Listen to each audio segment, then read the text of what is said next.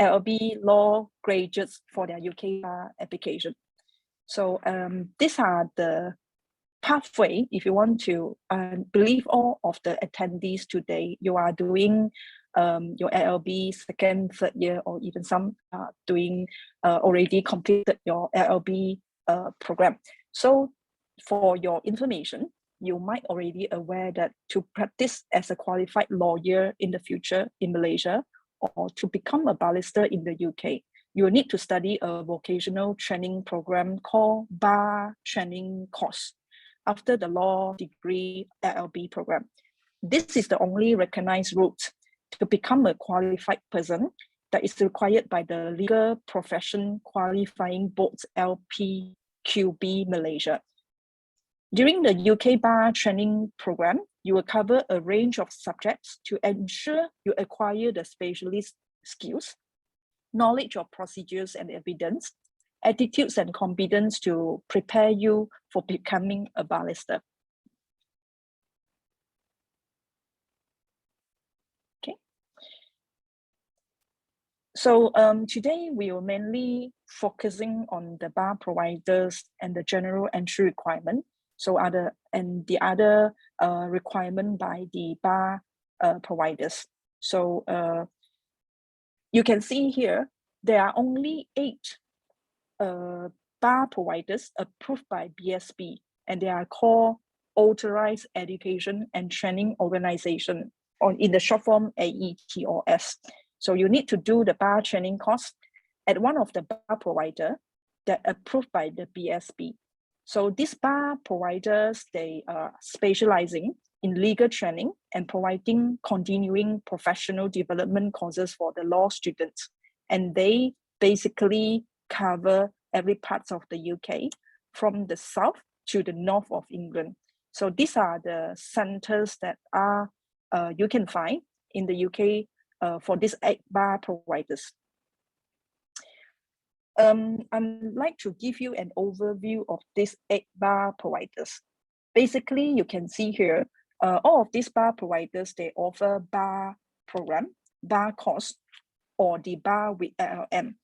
On the left-hand side, the columns, there are 8 providers that in the UK, and the courses they offer available offered by the providers is called bar course or the bar with LLM.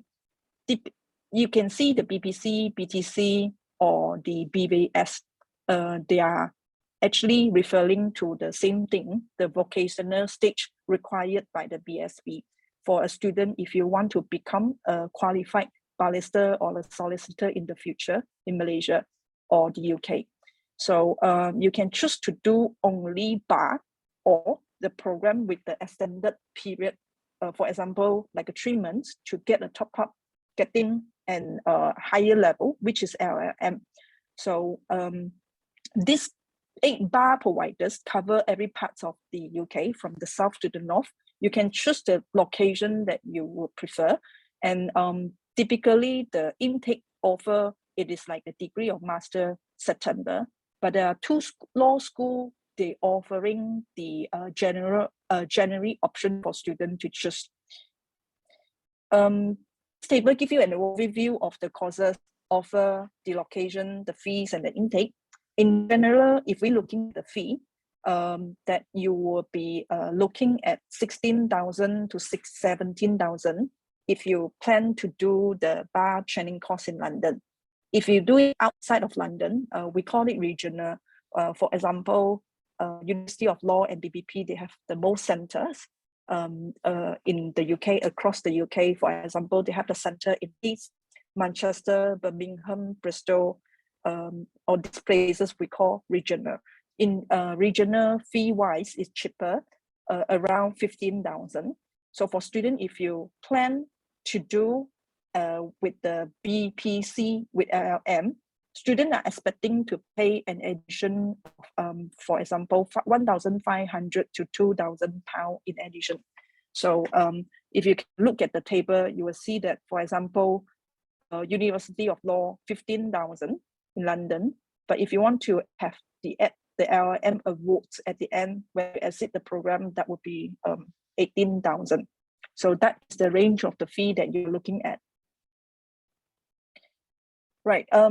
Student may ask, what are the comparisons, significant differences between the bar training course and the bar training course with LLM? So basically, bar training course is the vocational stage and the training required, and it is compulsory, set up by the BSV, Bar Standard Boards UK. So a person, if you want to be a qualified person, and in the future to be called to the bar, to become the barrister, all the students finishing their LLB degree, you need to go on to do additional 1-year bar training course. So that is the compulsory. Everyone, if you want to practice in the future to become a barrister, you need to complete the bar training course. And the duration usually around 8 to 9 months. So, at the end of the program, if you only take up the BTC program, you will be awarded with the title postgraduate diploma, PG DIP, should be G, sorry for the typo.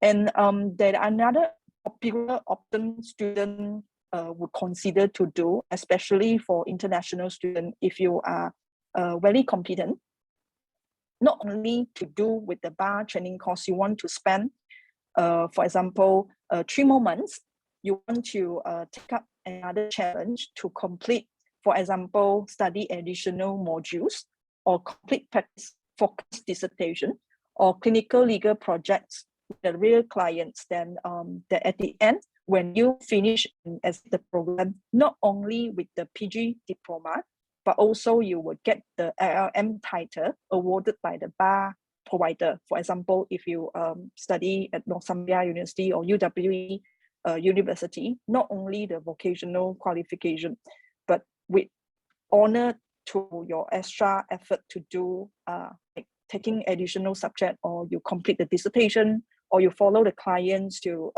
complete a project, then that at the end you will get the LLM title. So that would add a credit to your CV in the future. Okay. In general, we can look at the basic requirement. Different bar school, they will have their own assessment, but in general, they all have to follow the BSB guideline. Under the frameworks, they will only intake students, the future bar students, if you're only finishing a qualifying law degree. All the LLB programs are qualifying law degree, unless you're doing non-LLB, and then you go on to study a GDL, that would be another story. Fluent in English. Students need to, if you are international student, you need to prove that you have the overall IELTS 7.5 in each of the components, 4 components: reading, writing, speaking, and listening. Student will need to get 7.5. 7.5 overall, 7.5 in all the skills. Be a member of the Inns of the Courts. Before this year intake, and effect from the July 2022, the BSB, the Bar Standard Board UK, decided to discontinue the BCAT as part of the requirement to intake students. So good luck for the student if you are looking for the next year intake or the coming January. So you no longer need to prepare to sit for the BCAT. BCAT is an aptitude test that all the students, if you're applying to bar, you need to get a pass. Okay.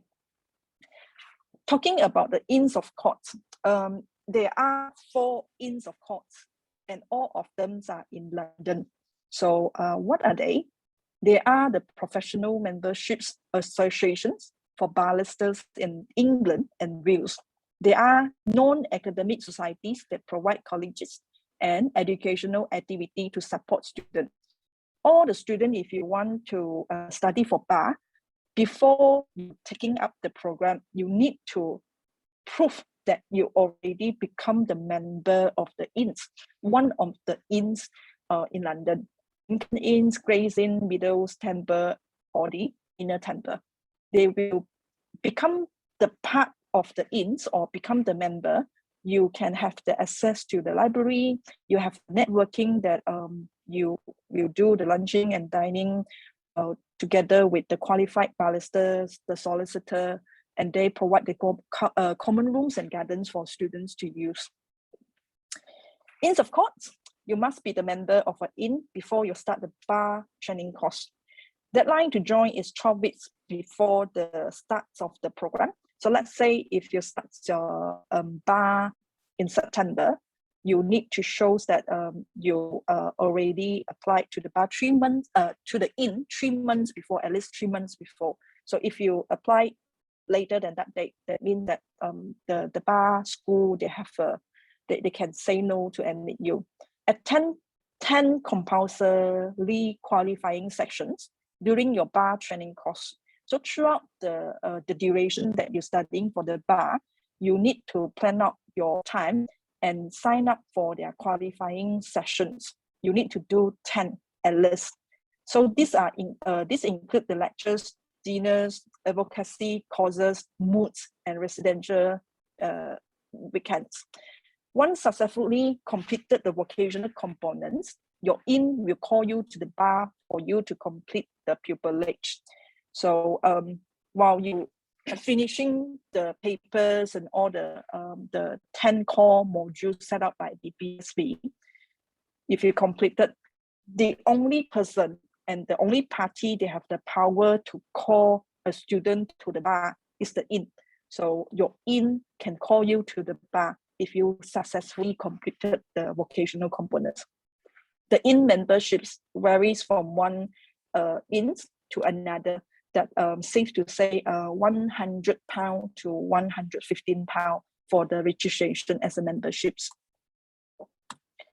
So if you decided, if you like go through all the bar providers that I just now sharing with you, 8 providers, you can decide which one that you want to join with, the elective subjects that they're offering, the outcomes, the location, the fees, the scholarships that they offer. Then the next you can put on the application, and that is submitting directly to the bar providers. In the past, many years ago, so student, if you want to apply for bar, you need to apply to something like UCAS if you have an experience last time, and they have a harsher systems, and the selection is tougher. So good thing for student now, if you applying directly to the bar providers, things can be more flexible. So once you decided which bar provider that you want to apply, you can apply not only to that provider. Let's say if you have 2 providers or 3 providers in mind, you can prepare your application towards each of the providers, submit together.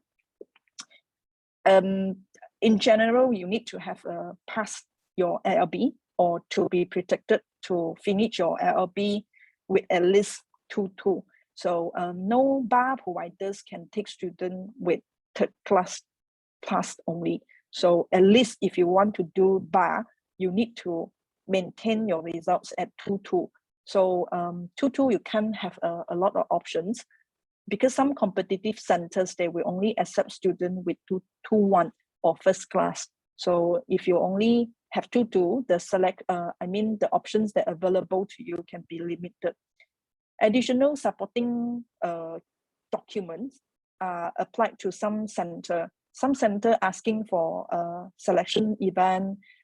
Some school providers, they ask for the video. You need to pre-record a video and upload to their application app system. And some school, they have a written personal statement, something like that, you need to submit. So these are apart from the general entry requirement. And the other ones, a lot of students find it hard to pass, is the English requirement. So basically, if you want to succeed in the bar program, they want students to have a very good command of English in every perspective. But some bar school, they have their own English standard. They can assess students as per the IELTS 7.5. If you do your whole LLB program, year 1 across until year 3, there are a number of law school, the bar providers, they can accept students as this to waive the English requirement. Okay. Let's talk about how we help students for your bar application. We can make it pre-application, post-application, and the extras that we offer to students. Before the application, we like giving all the information to students about the different bar providers, their admission requirement, and how to prepare if you want to apply to, for example, to BPP or to the City Law School. So what kind of documents you need to prepare. So we will advise you accordingly. So whether you need IELTS or not. So if you really the case that you need IELTS, then we will help you to register. We are the recognized and accredited by the British Council, and we can help students for the IELTS as well. And before the submission, we will go through the document prepared by you, make sure they are up to the standard or the format accepted by the bar providers. Because if your application being assessed and then your application being rejected at the first place, that coming, if you want to appear or you want to put on the application again, that is quite hard for you to appear. So after the application submitted, we'll help you follow up with the bar school and help you for the acceptance with the university. So all the communication with the university will be involved and help you and guide you step by step. There are many students that are handled for their bar application. All of them are very busy for their LLB final year. So at the time that you are busy for the final year, all the projects, all the assignments that you need to rush. So this thing you can leave it to the expert like us to help you to handle peace of mind.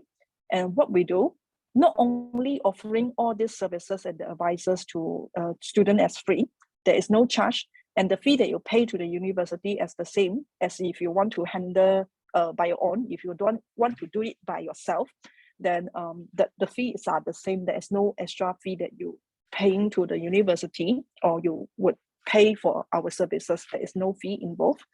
And what is extra, that we have a very good network with our student, bar student, current student, or those that are already graduates, and we can link you up with them if you need help. Apart from that, that is a very good bonus for students, because we provide the sponsorships for students for all. This is a special offer for today attendees. We will mark the attendance and those getting the information and eventually apply with us for your bar application. And we will award the sponsorships for the Inns of Court membership fee. It's a compulsory, as I mentioned, every student, you need to apply for the Inns and to become a member. And there's a fee, 100 to 115 ranging, and will rebate to student at the end if you your application is successful. So these are the comparison that you may want to refer it. So you can do it by your own or through us. We help students to apply to all the bar providers.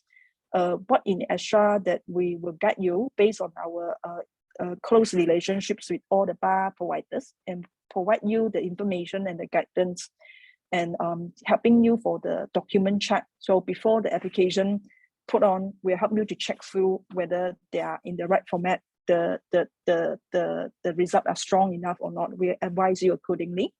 Visa application, regardless whether you are in the UK or back in Malaysia, we have a team to support students for your visa application. There's no service fee. So whether you apply to us or if you do it by yourself, the fee that you pay to the university are the same. There is no any extra charges that if you use us to help you for the application, that will be the same. The extra that we will share you a lot of information. You have someone with you throughout the process to guide you and help you out. And then at the end, we offer the sponsorships for students. So these are the timeline that we plan for our students. If you plan to do the bar next year, then from November to January, we'll get you for the information, like link you up with the bar providers if you want to find out more information, we help you prepare for the documents and then submit the application by January. February and March, that time you should already receive the offer, or you will be asked for the interview, to attend the interview or the selection event. That will help and guide you accordingly. And then if let's say you need IELTS or the Pearson or whatever English test is required, we will guide you and help you to satisfy the English requirement.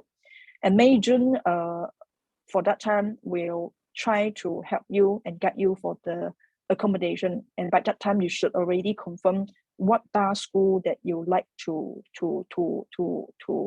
enroll to while waiting for your results. And from that time, actually, you can also prepare for the TB screening if you're now physically in Malaysia and you want to fly to UK in September. And that time, it's okay to do the TB screening. And later in July, August, we'll help you for the visa application, and September, we'll help you for the departure. So that's all for my sharing. And if you have any questions for now, so anyone's here got question, we can take question for like 1 to 2.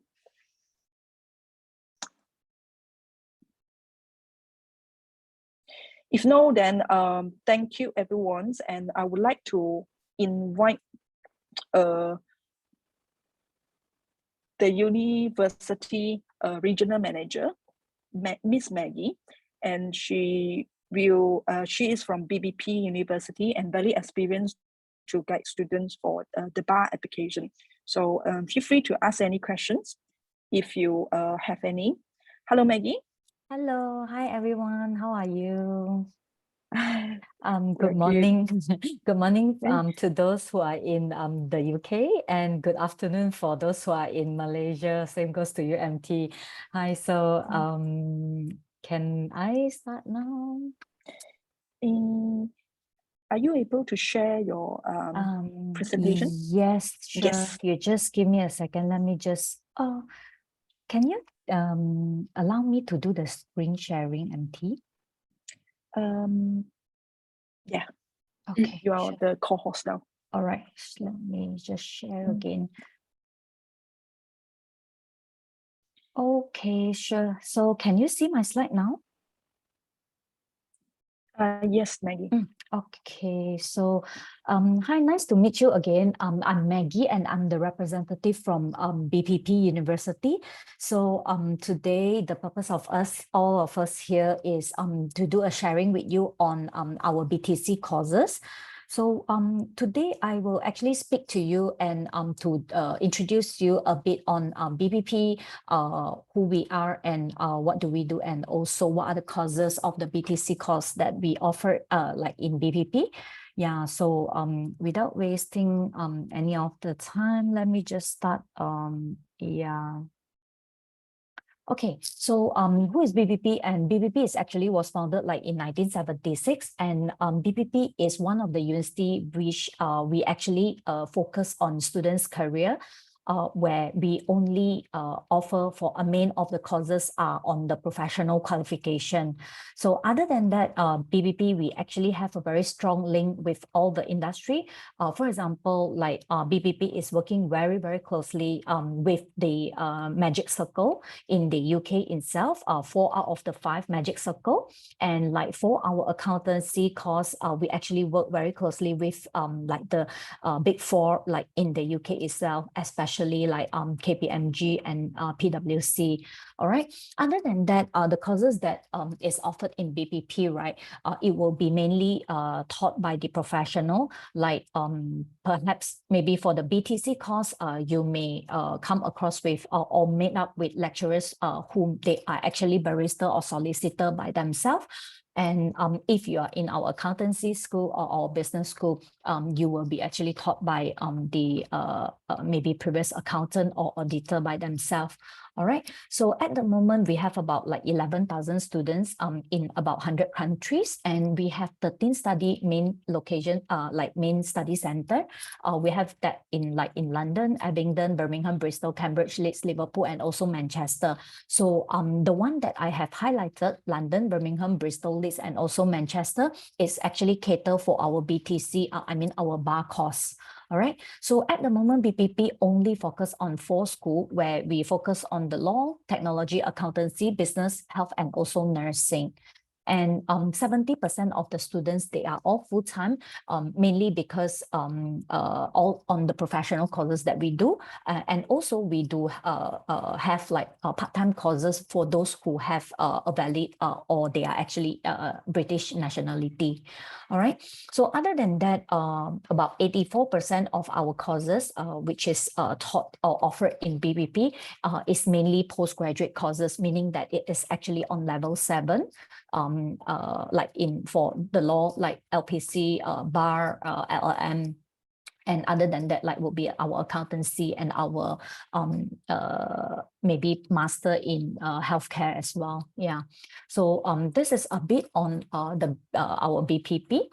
And next, I will come to you on if you are interested to apply the bar course in BPP, these are the few admission criteria that you need to look into it, where the very first one would be your academic component, where we always tell the student you need to have at least the 7 foundation of legal knowledge, which is if you are a LLB student, you are actually eligible and qualified for this course. But I do come across some students where they actually have 1 or 2 modules they did not do during their LLB. So basically, if you are interested to do the bar course like in the future, I would like advise you try to speak to maybe any of the counselors like in your university in order to take the modules that you are supposed to take at least this 7 foundation of legal knowledge. All right.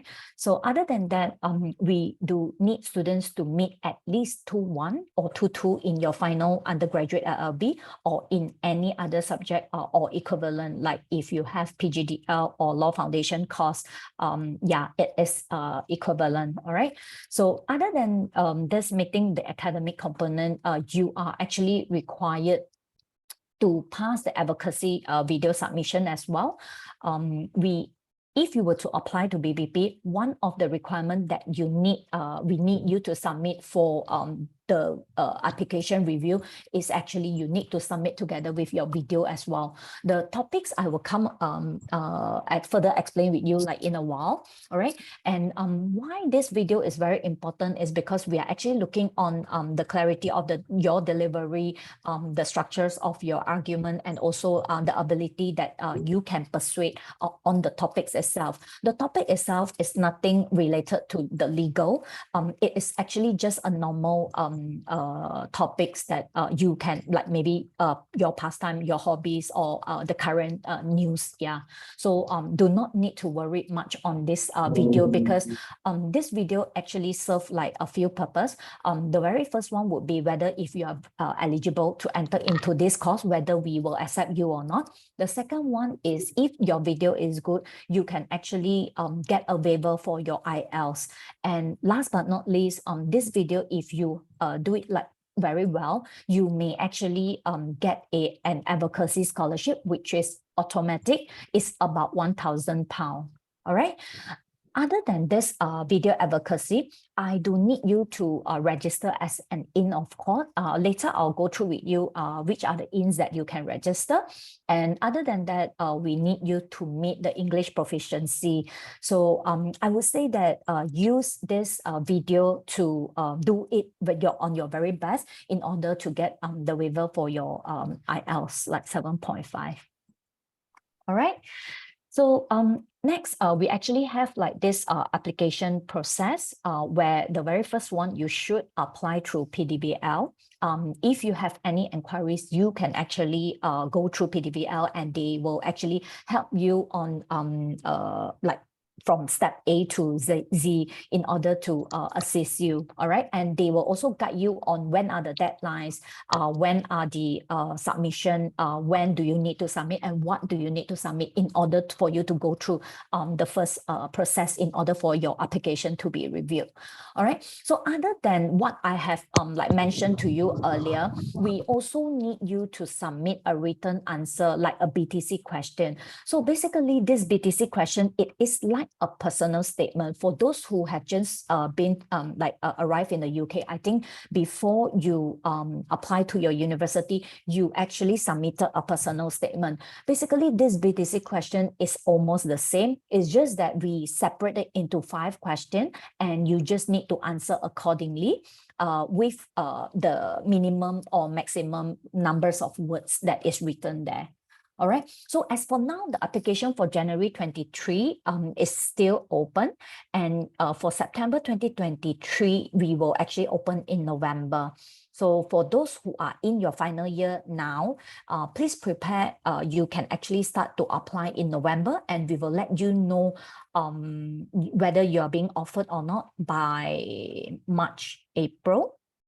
And you can accept your offer after that.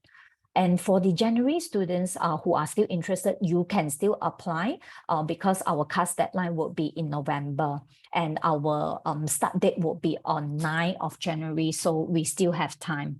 Okay, so all the application will be on rolling application process where the earlier you apply, the earlier you will know whether you are being accepted or not.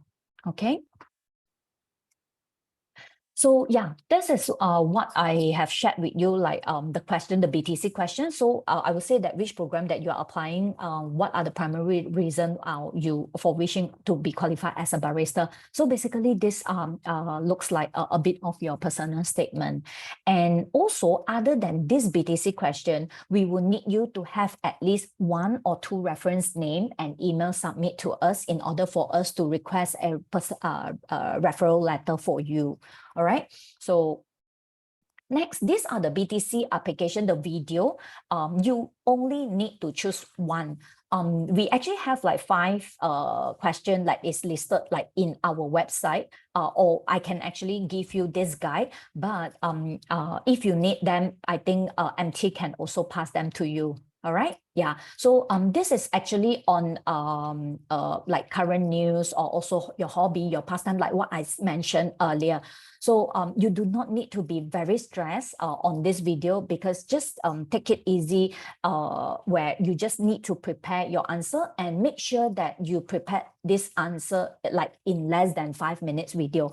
Once you just need your phone in order to do the recording, and you can just upload it onto your Google Drive. You just share your link with us and we can actually upload this onto our system so that we can assess and review your application immediately we receive all your documents.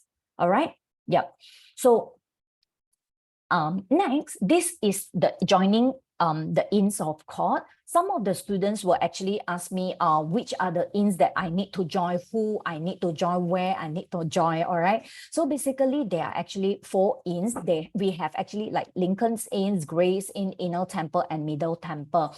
Just to share with you, most of the Malaysian, they love to go like to the Lincoln's or also the Middle Temple, but it's up to your option to choose any of the inns because you can only join like 1 inn, all right, from here, and it doesn't affect like any area of practice like in the future. So do not worry. Okay, you just need to choose one and make sure that they accept you as their members because before you request for CAS, I need your membership number in order for us to request the CAS for you. So this is one of the main requirements and you need to have them.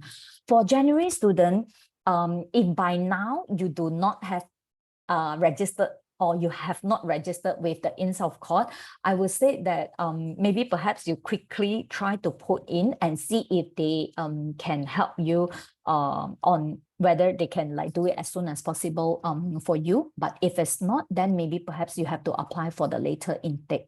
All right. So other than that, they actually, I mean, like, what are the differences? They actually provide the similar services. including some of the scholarship, because some of the students, they will want to apply for the in scholarship where it may goes up to like 100% of scholarship. So if you're interested, you can actually like go into their website and you can just have a look on whether on the percentage of scholarship that they are offering.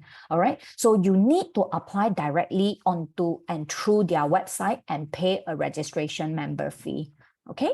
And last but not least, remember that they actually have like a deadline for those who wants to apply the bar course like in September next year. The deadline will be normally 31st of May every year. So they need at least 12 weeks to process. But for the January student, if you still have not have this INS register, please quickly contact them and see if they will be able to help you or not, or else you may need to defer. All right. Next, this is the mode of studies that we offer in BBP.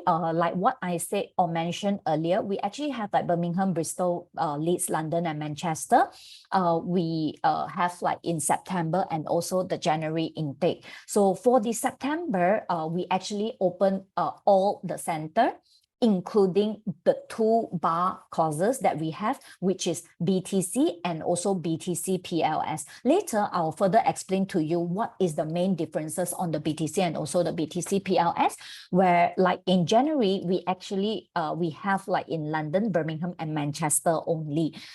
Supposedly, we only offer BTC PLS in January, but due to the on-demand, we have actually opened up another BTC in London for this upcoming January. So for those who wants to apply for BTC or BTC Master, you can still apply to our London center. All right. Next, this is the fees for this year. All right. And for those who wants to apply for January, do contact PDVL as soon as you can. And we actually have a Malaysian bursary, all right, for like a special price for Malaysian.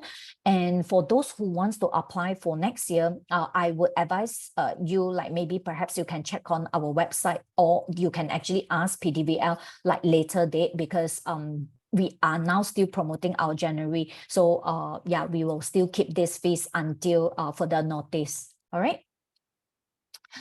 So like what I mentioned earlier, this is the main differences on the BTC or the BTC PLS, where for those who are interested to apply for the BTC, the first requirement is actually you need to have at least a 2-1. All right. And for this BTC or BTC Master, they will actually start in this way, where your pupillage 1, you will actually do your civil litigation and evidence and submission advocacy drafting. Those that I have highlighted in yellow is actually the BSB exam. All right. So these are the BSB module, civil litigation and evidence, criminal litigation, evidence and sentencing. These are actually the BSB module. So we will mix it together with our BPP module.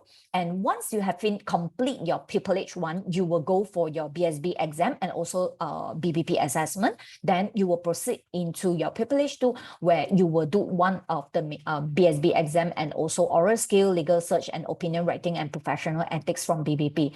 And you will proceed to the BSB exam and also your BPP assessment. For those who do only or choose only BTC, your course will end here, where the course is only a 9 months course. Okay. And for those who are interested in the BTC Master, which is most of you call them like LLM, you are required to continue with your project for 3 months. All right. So for the LLM, you are required to do only a project from here. There is no additional module here. You just need to do the project. So other than that, once you have completed your project or you completed your bar exam, you will call to the bar in the UK, and you can come back to Malaysia to do your pupillage for or 9 months chambering, and you will be called to the bar in Malaysia, and you are qualified as a lawyer like in Malaysia. All right. So next we have this BTC PLS or BTC PLS Master. We actually add on this fundamental like in before the pupillage 1.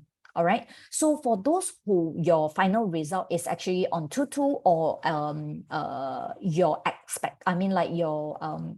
result might be, or you are expecting 2-2, I would say that it is good that you can actually apply for this BTC PLS, because this BTC PLS, BTC Barrister Training Course, Professional Legal Skill, I would say that this fundamental of litigation and skill, we actually add on 3 modules like dispute resolution, criminal law practice, and also foundation legal skill. Then you will go for a BPP assessment. Why do we add these 3 modules? It is because some of the students, where they go directly into the course, right, they may not be able to cope up. So with these 3, I would say that an introduction of this course, it might be indirectly help you to pass your entire bar course.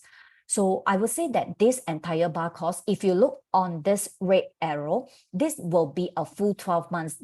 From pupillage 1 to 2 until end of your BSB exam, it is still a 9 months course, but with this fundamental, it will be a full 12 months. All right. And some of the students might be asking, okay, so since this is for 12 months, what if I am interested to do the project as well? All right, you can choose the project together with this BTC PLS, but you are required to do your project concurrently from this fundamental until the end of your entire bar course. I would say that there are pros and cons of doing this like for a year. For students who love to do all their projects or all their assignment like last minute, I would say that you may be quite stressful.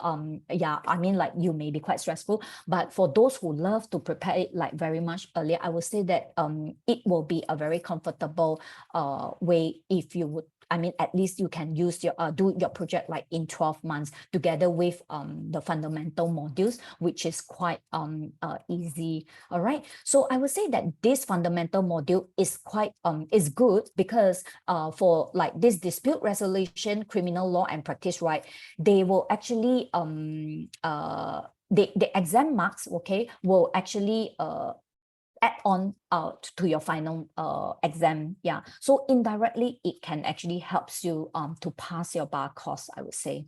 All right. So all this will be the similar one. All right. And if you have any further question, I can come back to you like later on.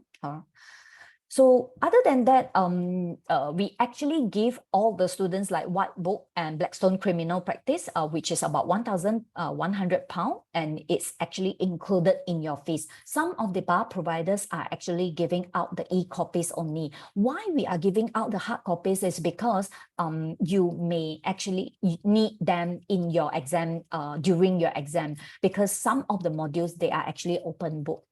Okay. So last but not least, we actually have scholarship for all the students, okay? You can actually put in your application. Once you receive your offer, you can actually create an account to apply for any of the scholarship which you think is suitable for you. But of course, if you think that you are good in your career commitment or your leadership, then you can actually apply and also submit the proof that why you say that you should be eligible for this scholarship. All right. So this is what we have for BPP, and if you have any question, you can ask me later on. So that's all. Thank you. Thank you, Maggie. Sure, Before no we still problem. have time, so Yeah. we welcome any questions from students. So if you have any questions that you'd like to ask Maggie from BPP University, one of the biggest bar provider schools in the UK. They have the campus in London, in Birmingham, and Manchester, Leeds and Bristol. as well, Bristol as well. So Yeah. quite many campus, and we welcome any questions. So we still have time. So if you don't feel like to unmute yourself and ask Maggie directly, you could type your questions in the chat box. Okay, I think I saw one of the message was asking, hi, how can we join those ins? The ins, of course, like what I have mentioned earlier, you should go to their website and register as a member. Yeah. you can actually see that on their website. So you can just go in and register. Are there any scholarship offered?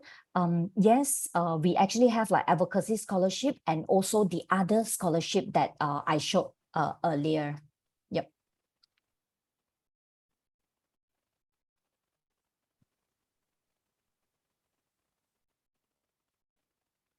Sure, no problem. Thank you. Yep. Anyone else? Do you have any question that you want to ask me regarding the course, or when you should start to apply? Yeah, you can just ask me like anything. Or should you take LLM or not? Yeah.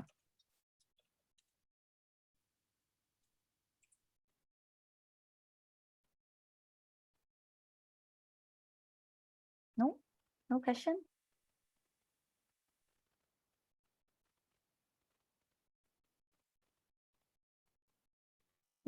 I would say that maybe perhaps since I was talking about the LLM, I was thinking maybe perhaps it's really depending on the students where you should or shouldn't choose the LLM.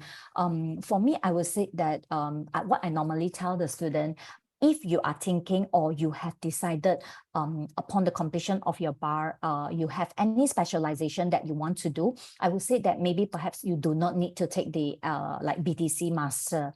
But if let's say you tell me, Maggie, that's enough, I don't want to study anymore, I just want to be a qualified lawyer, that's it. I would say that maybe perhaps you can consider to take up the BTC master. The reason is because it comes together with the master certificate, and maybe perhaps like in the future you want to pursue or further your study. Yes, this is also be helpful for you, okay, just in case. But if let's say you say, no, Maggie, it's enough, that's all I need, yeah, I just want to be a qualified, then maybe perhaps, yeah, you can consider, yeah. But if let's say you know what you want to do or any specialization that you want to do, then maybe just qualify yourself will do, yeah. I think quite many students, they were confused. They are confused with the title Masters of the LLM. So with the BTC with Masters in BPP University, is the student would need to do a project, and then upon successfully complete the project, then you will be awarded with the BTC with Masters. So in technically, it is not the same as LLM that let you specialize in the specific legal topics or the specialism. For example, if you really want to do something like commercial law or international law, taxation law, then would be something not really as par. Would Maggie mind to share about the project student would need to submit at the end by the programs? Yeah, normally for students, right, supposedly you just need to do a project on like for BPP only, okay? Maybe perhaps for other provider, you may need to check with them, okay? So for the project, right, they will actually ask you to write a thesis, and the thesis might be actually related, like maybe perhaps civil litigation or criminal litigation. And from there, if you would have any thought that you want to like to know much more, you can actually go into this topic and you can do some research. But of course, this needs to be agreed together with your tutor or the person who take charge of your project. So if that person has agreed on this topic, then yes, you may proceed. But of course, you may need to discuss with that person first. Okay. MT, actually, I have like a few questions here. Like, can I just read out? Yes, a very quick one only. Okay, one of the student was asking for the PLS result, it will help us like in our final result. I would say yes, it's about 16% of your total final result. All right. So let's say we have 2-1. Will it be encourage us to get the PLS? I would say that it really depends on the student itself, because I won't say that this PLS is only for the 2-2 student. I would say that this PLS is actually will be indirectly helping the students. If you think that you need an additional like like a pre-course before you actually start the real bar course, I will say that this PLS is a very good start for you. Yeah, it doesn't matter whether you have 2-1 or 2-2. To be honest to you, this semester I have quite a number of first class students doing this PLS. All right.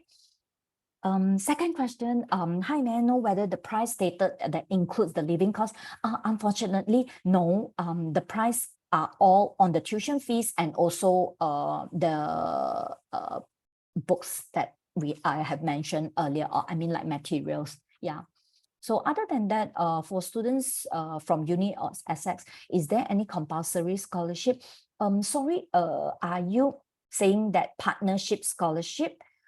If partnership scholarship, yes, we actually work with as University of Essex. You are actually eligible for 1,000 pound extra discount, but that is for next year September. For this year January, we have like more for Malaysian. Yeah. I have one more. Will there be a scholarship for those who got first class? Yes, for those who are like your final result is first class, you are actually entitled an additional of 1,000 pounds for your first class scholarship. And if what I mentioned earlier, if your video is good, you can actually get an additional advocacy scholarship. Yeah. Yep. So yeah, I think that's all from my side. Sorry, I forgot to unmute myself. Yeah. Thank you very much, Maggie. It's very informative sessions, and I hope students find it like very useful when you're considering to applying for bar coming next year intake 2023. Yep. So if you wish to if you come to have further questions or anything, welcome you to contact PDVL, and we will like help you for the questions or informations. And later on, if you're interested to apply to BBP, we will assist you for your application. Yep. So thank you, Maggie. Yeah, and, sure, no problem. Coming after the second university presentation, we have like a student sharing sessions, and welcome if you have time to join. Okay, sure, no problem. I'll come like later on. See you. Okay. Bye. Take care, Thank everyone. You. Thank you. Bye-bye. For your time. Bye-bye. Thank you. Bye. Thank you.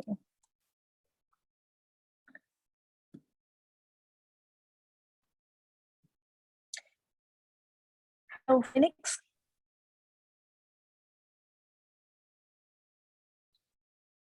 While setting up for the next presentation from the next bar provider, UWE Bristol, you can stay in tune, and we will be resume very soon. Hello, Phenix.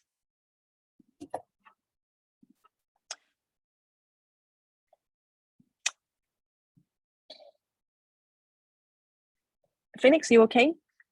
Katie Nama, you can hear me? Right. Hi everyone. Hi MT. Hi. How are you? Hi. Good. Thank you. So I already made you as co-host. You can try to see whether you're able to share the screen from your end. Okay. Yep. I would like to welcome the University of West of England. Bristol is one of the largest bar providers in the UK. They have the campus in Bristol. So I would like to welcome Miss Phenix. She is the regional manager of UWE Bristol in the South Asia. So I would like to pass the floor and the time to Phenix, you to talk about the bar. Thank you. Thank you. Hi, good afternoon, everyone. Good morning as well for some of you who are based in the UK at the moment. Thank you, meeting from PDVL, having me to join these sessions today. And then I am going to join presenting this BTC, the bar training course presentations. Together with me will be our proud alum, Stephen Ramesh. Want to say hello to everyone, Stephen? Hi everyone, thank you so much for having me here, and I hope you have a very good and informative session ahead. Right. It's good to see you, Stephen, after some time. Yeah, it's good to see you as well. Yeah. Okay, right. Stephen and I will have just like less than 30 minutes. So we are going to make these sessions really, really quick, as informative and as interactive as possible. So I have a few slides, quite a lot actually, because sometimes the session can go up to an hour, whilst this one is really, really intensive. It's 3 minutes, so we really have to actually run it very quickly. So myself, I'm the International Recruitment Manager and also the Country Manager for UWE Bristol. I'm based in Malaysia. Well, Stephen, he's our proud barristers alum, and then I let him to actually introduce himself. Stephen, would you like to actually tell everyone what you're doing now and a bit about your background?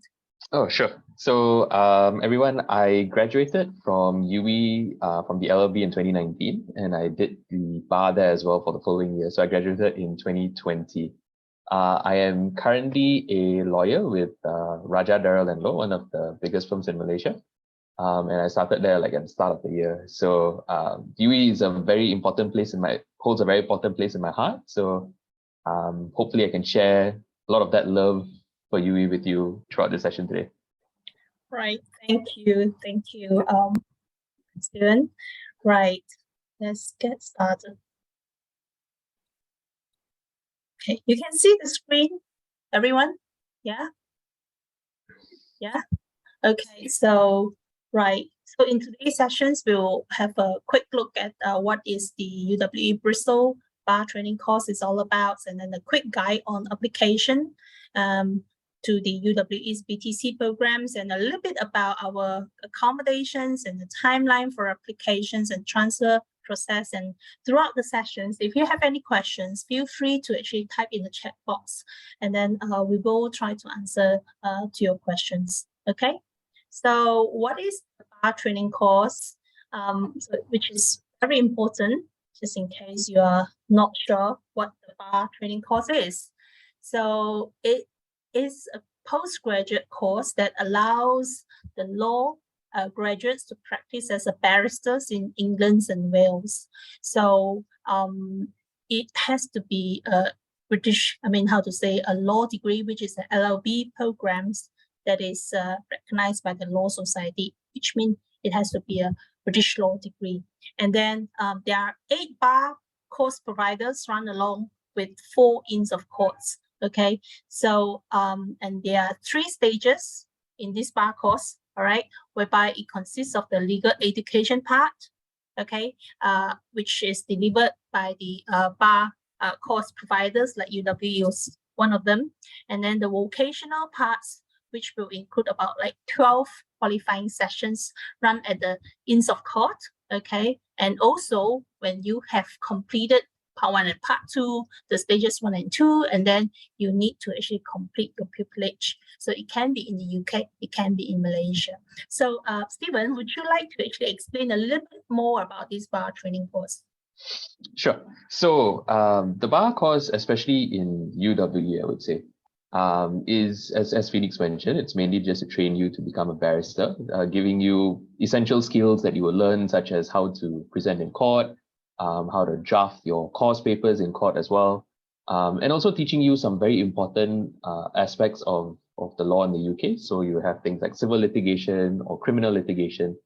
So in addition to whatever you're studying in the bar course itself, you will also be a part of an inn, and that will entail you going to various seminars or workshops that the inns usually have. And once you go there, you usually learn a whole bunch of other skills. It's good for networking as well. And then the final part of that will be pupillage. And if you guys are lucky to get pupillage there, it's a very, very good experience. And that's where you take your legal education, legal training to the next level. So you're more exposed to how practical things work in the legal field. Right. Thank you, Stephen. Okay, and then another questions. There are 8 bar providers, bar course providers in the UK, as I mentioned. And then why should you actually consider study the bar training course at UWE Bristol? I just list down, the top 6 reasons, why you should actually consider study the bar training course at UWE. So the first thing is because you will actually achieve the barristers at law, okay, this title after completing the program, and then which is recognized by the Malaysia Legal Professional Qualifying Board, LPQB, to practice as a lawyer in Malaysia. Okay, this is really important. And then you can actually practice as a barrister in the UK, and these qualifications also is an alternative to the CLP exams, which enable you to practice as a lawyer in Malaysia. Okay, and then we have 2 courses here, all right, of which the first one is actually the Postgraduate Diploma Bar Training Course. PGDIP stands for Postgraduate Diploma Bar Training Course, which is a 9-month program. And the other one is actually the LLM Bar Training Course. Now, LLM stands for Masters in Law, okay, which is a 12-month program. So the first 9 months of these 2 programs are literally the same, okay? So it's just that for the LLM, if you want to pursue the LLM, then you need to top up additional 3 months to complete that program, which later on I'm going to share with you more in detail. But these 2 programs, the first 9 months are exactly the same, okay? Now, when you embark on the bar training course, okay, the first 9 months, you will actually study all these 7 subjects. As Stephen has actually gone through the process, I'd like him to actually explain to you a little bit about each of these modules. Stephen. Sure. So generally, I think most of you are aware, if you're planning to do the bar, that there will be some centralized papers, which is criminal litigation, civil litigation, and professional ethics as well. So those are the centralized ones. Where it differs and where each bar provider does it slightly differently is one of your other modules. So like civil advocacy and criminal advocacy, for example. Just to give you a brief overview, civil advocacy involves you drafting, let's say, a submission to court, or some of your arguments, and then you're given the chance to present those in front of your lecturer, who will be acting as a judge in that particular case, and you will be able to train how you speak, how you present, how you convince the court, and things like that. So it's very, very useful, and it really does help you, especially if you want to go into practice, or even if you want to do anything public speaking related. It's also a very, very useful thing to do. In drafting and opinion writing, as the name suggests, you will learn how to draft course papers, you will learn how to draft opinions, and you will also do legal research. They'll teach you how to research your cases, how to input those cases into whatever piece of written work that you're doing.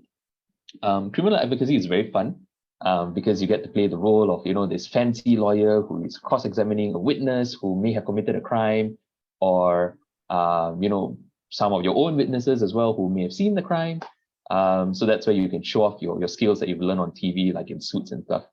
Conferencing is where you usually consult a client. So a client will be there in front of you and you have to ask them about, hey, what did you see? What did you do? And sort of give advice to those clients. So all these in totality is very, very interesting. And I hope you guys enjoy all these courses. Right. Thank you, Stephen. Right. So let's move on to the next slide, please. So when you have passed that 7 modules that was explained by Stephen, okay, you can actually top up to LLM, okay, which means the Masters in Law. Just now, what Stephen has explained to you, this will actually consist of 120 credits, okay?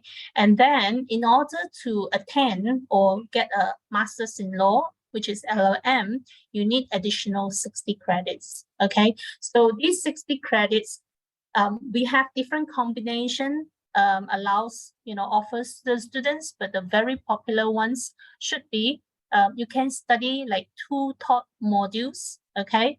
And plus a 30 credits project, okay? on the bar professional practice, which is doable as a master's student. I believe that you can. The reason being is because after gone through that 9 months program, you are definitely, capable of actually writing about like a 5,000 words, that kind of a project, which reflects on the bar professional practice. And then besides that, you'll be actually studying 2 option taught modules. Okay, so all in all, you can actually complete the master's degree in 12 months. Okay, let's move on. So that was the first reason. And then the second reason would be you get to study in one of the best teachings and learning place, okay, which is the Bristol Law School. Now, at UWE Bristol, we have a Bristol Law School, which is not fly by night. We are not new kids on the block. So it has been there for more than 40 years as a law education provider. So they train so many successful solicitors and also, barristers, legal professionals, and so on. Okay, so the law school actually consists of 80 law academies that teaches various kinds of programs, right from foundations to the LLBs and then to the LLM, the bar training course, the solicitor's course, even up to the PhD levels. And a lot of them are actually authors for the textbooks themselves, attend international conference and then, and training advocates overseas and etc. Okay, so we are a full law school, so we offer almost everything under the sun about law programs. So these are some of the programs that we are running. Okay, as I mentioned, LLB, the GDL, for example, a full range of named LLMs. Besides the bar training course, we also have a list of masters in law program specialization, perhaps international law, commercial law, international trade law, environment law, and so on and so forth. Okay, we are also offering the solicitor program, which is the STC programs, SQE programs, and doctorates in law. Okay, let's move on. Oopsie. Okay. So still about getting the best teachings and learning while you're actually doing the bar training course at UWE. Okay, so perhaps Stephen, would you like to explain a little bit about this, share a little bit about this with our potential students here? One thing that really sets UWE out as compared to a lot of other places is that the amount of teaching support that you get, the amount of focus that you get when you're a student there is in my opinion very, very beneficial for you, and they do that usually through small face-to-face sessions. So in a class you would have maybe less than 10 people, maybe sometimes if the class is really small you may only have like 5 or 6 people in your class, and that allows you to get very much one-on-one focus from your lecturers.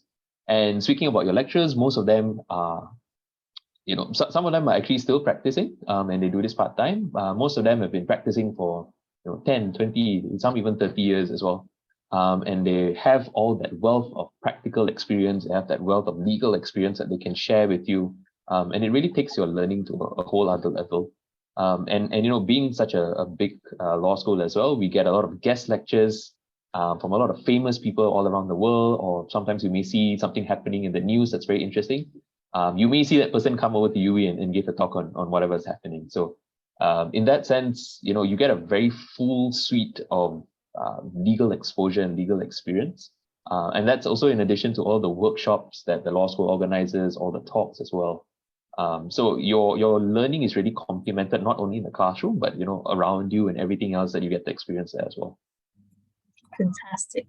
Thank you, Stephen, for sharing that information with us, because you have actually gone through that process. So, it's better to listen to you, really. Okay. Okay, right. So I think, again, there's just so many supports and an experience that you can get. And then perhaps, Stephen, would you like to pick one or two just to share which one that you think actually really helpful or you recommend our future students to take out? Sure. So I'll pick strong links to the local bar, and also an opportunity to undertake a mediator course. So the reason why having a strong link to a local bar is very important is because you want to complement your time at UWE, not only just staying in a class and going to your classes and going home. You also want to get a chance to go get some legal experience outside. And that's where having very close ties with a lot of other law firms really helps you, because it helps make your applications to do internships, to do mini pupillages that much easier. I had a chance to do a mini pupillage in the UK as well, and I got that opportunity because one of my lecturers used to practice in that particular law firm, and she helped set it up, and it's much more easier in that sense. And because you have strong links, they also always come over to give talks, to give workshops as well. So you get to learn from real lawyers as well, and that's really useful.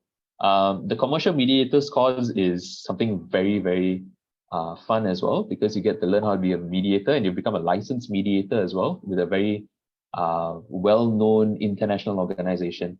So it's not only when you graduate from the bar, you get your barrister title, you also can become a mediator, and that's a legitimate career path as well. So the ability to have that, in addition to getting your bar, is very important, and I think it's you're getting a 2-for-1 deal essentially, and that's amazing. Right. Thank you. I think that's really helpful, because mediator, alternative dispute resolution, settlement outside the courts, all these are really important. You don't really have to bring up to the court, but you can actually settle it outside, which with much lower cost and time, which is really, really helpful for your future practice. Okay. So this course is going to run in the Bristol Business and Law School. So we'll take a look at the building. Okay, just take you to the Bristol Business and Law School.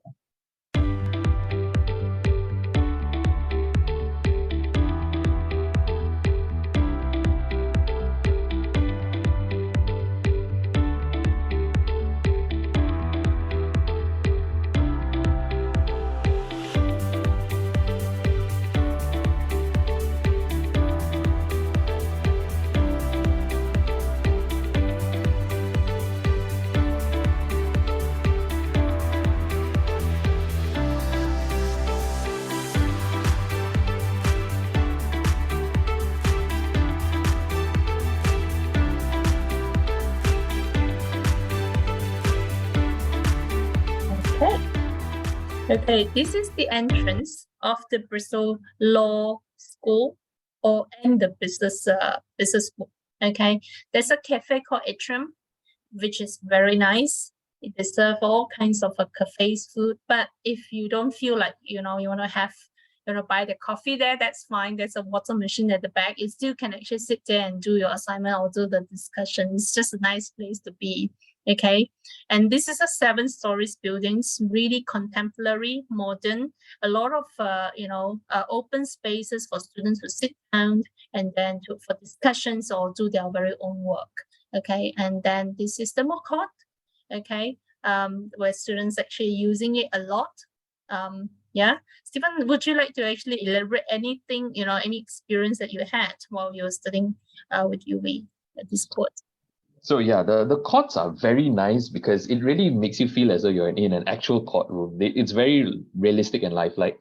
And I must admit, it can be quite scary, the first few times when you're going in for classes and you have to sit there and present, because, your lecturer is like sitting up there on a very nice fancy chair and you're just down there on your desk. But at the same time, it really makes you feel like, hey, I'm actually a lawyer. I'm actually doing this. I'm actually defending a client, or, forwarding my client's case. And the facilities are very good as well. Everything can be recorded. You get to review recordings, both audio and video recordings of yourself. And I mean, the chairs are also very comfy, so that helps when you're having a very long class. Right, interesting. It feels really odd when you actually, look back the playback of the recording of yourself, isn't it? And yes, I understood that they even hire some actors to become your clients, and they will actually break in tears and and things like that. So it just really, they really do.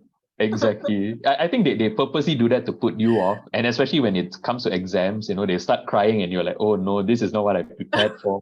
How do I do this? Yeah. How interesting is that? Okay, let's move on. You are going to study in a university, so alongside with 37,000 students. So we have got a big students unions that runs 140 clubs and society. If you actually, can manage your time really well, please actually join some of those clubs and get yourself active, besides studies. Okay, right. And then we have a fantastic sport center that has got a lot of facilities, squash, netballs, and then footballs, basketball, and so on and so forth. If you want to pick up something new sports, okay, there's someone to actually teach you. Okay, right. I gotta really move really fast. I know that we can actually share for an hour, but we only got a few minutes more. And then we have on-campus accommodation, which is just literally 2 minutes walk to your classroom, okay, to your lecture. So class starts at 9, then you can actually wake up at 8:45 and still be on time, I hope. All right. So these accommodations, we have ensuite, we have also 2-person sharing a bathroom types of accommodations. Okay.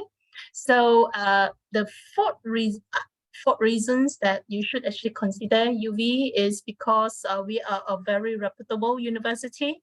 Okay, just the latest achievement has been we are the top 24 out of 121 UK university in Guardian League tables 2023. Okay, it was just about a month ago. It was we ranked 24 out of that.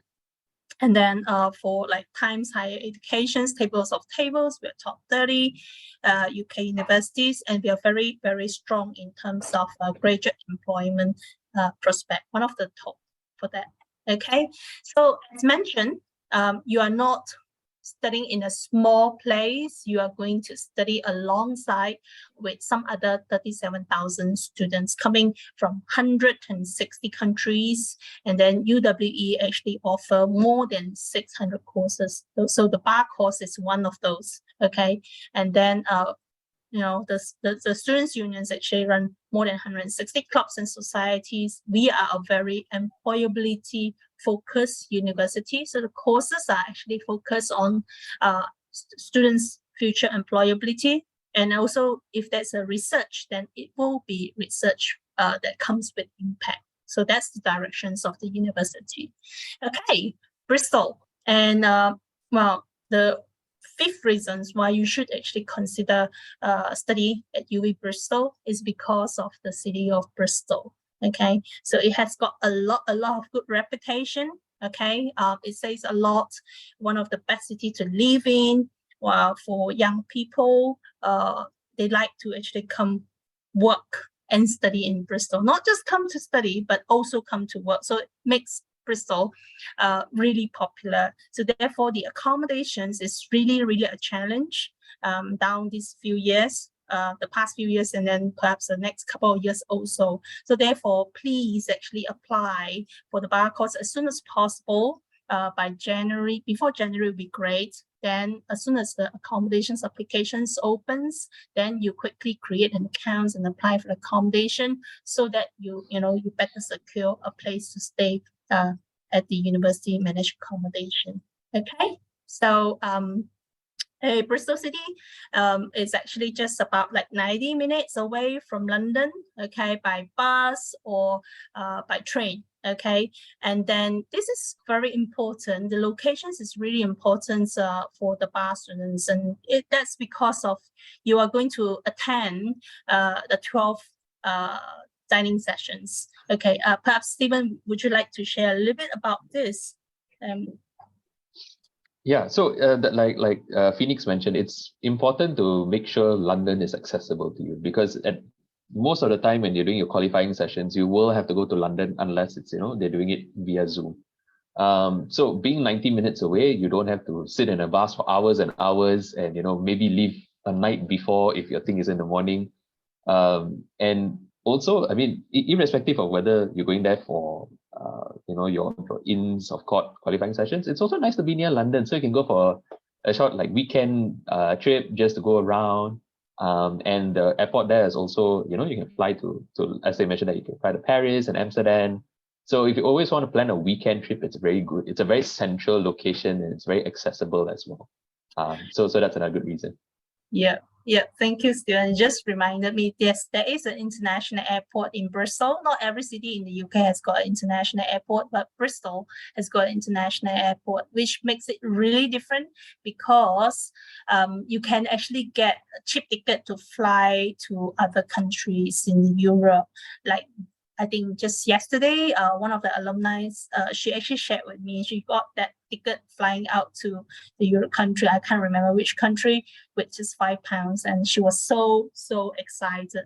Yeah, so I mean, it's a a great experience for you to actually fly out from Bristol. And that airport, it's just about like 35 minutes from the city center. Very, very, very, very close by. Okay, this is the Bristol Cathedral. So if you make sure you actually pass your 9 months of the postgraduate diploma in bar training course, so that you can actually attend the convocation here. All right. Okay, and Bristol is also a very, very vibrant, very exciting city. In every August, there is a hot air balloon festivals, but throughout the years, there are some, so many events going on. Every week, there are many types of events going on. Okay, right. Just move on. Oopsie. Oh, okay. I perhaps have to actually skip that, that clip because I'm running short of time. Just so that, if your parents would want to know how much does it cost to study at UWE for the bar training course, here's a snapshot. If you are doing the LLM course, this is the fees. And then if you were to do the postgraduate diploma bar training course 9 months, then that's the fees. Our fees is reasonable, really, really reasonable. And then it's actually offered again in the university setting. So it's really, really worth the money. Okay. And so you get support as a university students. You see, you get to access to the well-being supports, career supports, use the facilities like library, students unions, and many other good university facilities. Okay, by joining the course. Okay. All right, and then just some guides on the living costs. As you know that there's inflation in the UK, so this is just a guide, okay? But we have revised a little bit to reflect on the inflations recently. But again, you have to actually be, sensitive about the movement of this inflation. This is just a guide for you, all right? And we actually expect students to prepare their meals most of the time, okay? Just so that they keep on the budget. All right, so that's the estimate cost in total if you study 9 months programs or study 12 months program. Okay. Yep. So one of the very, very frequent asked questions would be like scholarships, whether there is any scholarships. So if you meet the entry requirements, then there should be £1,000 scholarships given. And then we also will run the scholarships interview. So whereby the first prize should be £4,000, and there will be second prize and also a few third prizes as well. So if you are interested, what you need to do is just apply and get an offer first. And then as and when we run these scholarships interview sometime next year, around April and May, then you should actually receive an email invitation to attend to the scholarships interview. And then again, if there's any one of you who are currently studying the UWE LLB or planning to do your LLB followed by the bar, please actually consider UWE Bristol. Is because when you actually graduate as an alumni of LLB, you will entitle to the alumni scholarship, which is very, very worth it, because we're giving this year a 25% alumni scholarship, which in total is close to £4,000 discounts, to progress onto our bar training course. So for a course like that, I mean, you get a £4,000 discount is really, really, great saving. You know, when you convert to ringgit, it's like 20,000 ringgit saved. Then you can get yourself a car. So some of our very, very famous alumni, and Stephen should be one of them. Okay, I should actually Hopefully put it away. But it takes a few years, right, to actually craft your own career. It doesn't come just like that, you know. So yeah, I believe that in a few years, Stevens will be somebody, and then, you know, it will be very difficult to actually invite him to come for a session like this by then. Okay. So some of them, you probably recognize them, okay, because they are political figures. Some of them, they are quite famous, very famous as legal, you know, lawyers and so on, okay. And then, okay, apply now as soon as possible. It's open, it's online, and what's the entry requirement would be, we need the students to have LLB second lower class at least, but of course, aim something higher, okay, get yourself second upper, all right. And then for English requirements, because the course actually requires really, really high proficiency. So you need to have IELTS 7.5 or PTE 73, or you are a UWE second upper class graduates. And then you will actually exempted from the IELTS 7.5 and PTE 73. Now, the faculty is actually in the midst of considering to allow the students to sit for our very own English placement test, okay? So we should actually have a decisions by early November. Hopefully in November, we will actually know the decision, okay? And then, but for time being, please actually submit an application, all right? Now, you also need to have a membership of the Inns of Court. So you need to apply as a member out of that 4 Inns of Court, okay? So besides that, in your applications to UWE, you need to actually demonstrate these, okay, qualities, that you are potential to fulfill the BSP professional statement of competence, your commitment to the career in bar or in the law, and then you also have a records on legal work experience or other law-related activity during the studies, okay? Or at least your aspirations, your plan to, you know, have those legal experience, okay? That's really important when the admissions or the bar admissions tutor consider making you an offer, okay? So places are very limited, okay? On average, a year, we will take on about like 30 students, 30 Malaysian students. So therefore, the places are quite limited. Do apply early, and then so that you won't be disappointed, okay?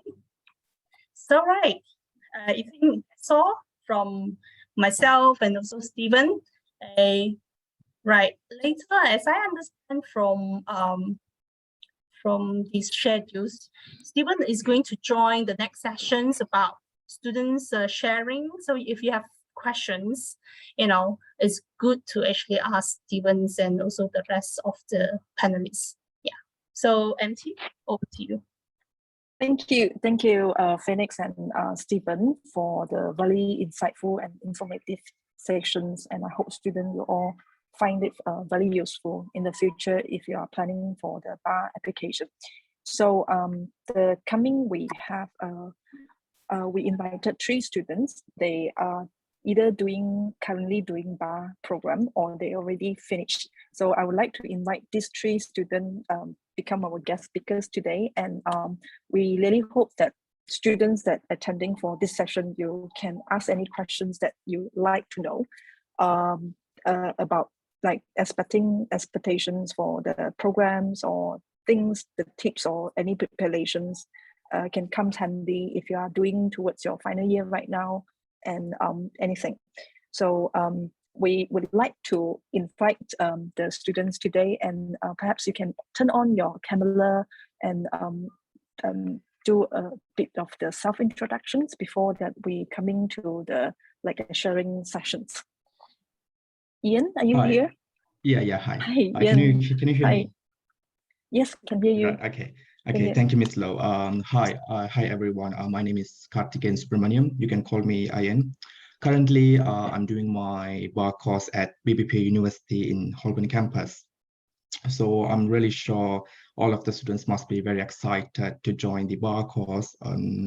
So I'm very happy to share a few words of mine to all of the students in terms of what they can do. So myself, as a day of the life as a bar student, frankly Ian, speak, sorry to interrupt you. Yeah. Maybe hold a little bit for the sharing, and I would like to introduce another two students, and then we can like have a short discussions or anything like sharing in between the three students. Sure, definitely. Thank you. Sure. Yeah. Thank you, Ian, for your self-introduction. And the next, I would like to invite Elene. Elene, you here? Yeah, hi. I'm Elene. Yeah, hi, Miss Lo. Hi everyone. I'm Elene, and I'm currently studying LLM bar course at Northumbria University. Thank you, Elaine. And of course, we have Stephen. Stephen already did the self-introductions, and I did, yeah. Well, we're well informed that you are already working lawyer, and you're working at the law firm Raja and Darrows and Law. Yes. And yeah, happy to have you all here today. So I really hope, because we used to have these sessions for students, and some students they wish to listen from the student or the graduate current student perspective about the programs, so that they can have some preparation mentally, academically towards their the bar application preparation. So I tidy up some questions always and frequently asked by students. I know students sometimes they are shy, so I have a few questions here. Perhaps we can like students here can I mean we can take turn to understand from your perspective, and you can share anything that you like to share with the student. Most of them are doing the final year in the university, so I think and I trust that would be very beneficial for them to know about the issues or the matters that they can prepare in their head. Yep. So a lot of students they wonder how is this the life of a bar student. So everyone's going through, or Stephen, you've been through. So perhaps Ian, do you like to take this and share about your experience? Yeah, of course. Ian? Thank you. So myself, as a day in the life of the bar students, I would say it's very enjoyable. I'm very happy to. It's very happy for me here. I mean, it's very hectic. It's very heavy. It requires us to do lots of preparation and studies, because in terms of my daily classes, I have my qualifying session sometimes once or twice in a week. And also I'm taking part in the mini pupillage and also some volunteer work. So what I would say is my life is very hectic here, but despite being hectic, I'm really enjoying, and I believe, those students who apply for the bar course will also going to enjoy the bar course as well. Okay, thank you, Ian. What about Elaine? How many days for you to attend the classes, and how is it for a day of your life as a bar student? Okay, so we have classes from Monday to Wednesday only. It might sound a bit how to say, it might sound like you have a lot of free time, but it's just because it's just the first month of my course. So later on there will be more classes and my schedule will get more packed. But as of now, some days I have 7 hours of classes, some days I have 4 hours of classes. But other than classes, I do need to go to the library and study by my own most of the time. So I will say my day mainly consists of me going to class and going to a library. And if I have to prepare food for myself, then I have to fit that into my timetable too. Then also going to grocery shopping, and also spend time joining different clubs, societies and events. So I will say my days look very different every single day, but it's mostly very enjoyable and meaningful. Thank you. Yeah, I because I heard a lot of students telling me the same thing. Studying for the bar course is very hectic and packed with a lot of workloads, and advanced preparation for every classes are very in a very high intensive. So what about Stephen? What do you think about the bar program? Is that something that is very hard to manage, and you think that any experience that you like to share? It almost feels like a full-time job, if I can be very honest with you, as how I remember it, because my classes used to be from 9 to 4 most of the time, and it spans from a Monday to a Thursday, and in between then you have your clubs and societies. Sometimes in the middle of the week you may have to go for a qualifying session as well. So it sort of feels like you're juggling. Sort of feels like you're juggling a full-time job as well. But in terms of, I agree with what Ian and Elene has said. It can be quite hectic, and it's a lot of preparation, because you're not recommended to just go into a class and just just follow the lesson. You're supposed to prepare in advance. Most of the time you have to prepare answers, or at least some questions that you can ask your lecturers as well. So it keeps you on your toes, I would say. It really does make you plan your schedule properly. You have to have a proper timetable. So in that sense, it can be quite hectic, but I think once you get used to it, it almost feels like a routine. So it can get quite easy over time. Okay, thank you, Stephen. And I do agree. It sounds like really a full-time jobs really to do. And yeah.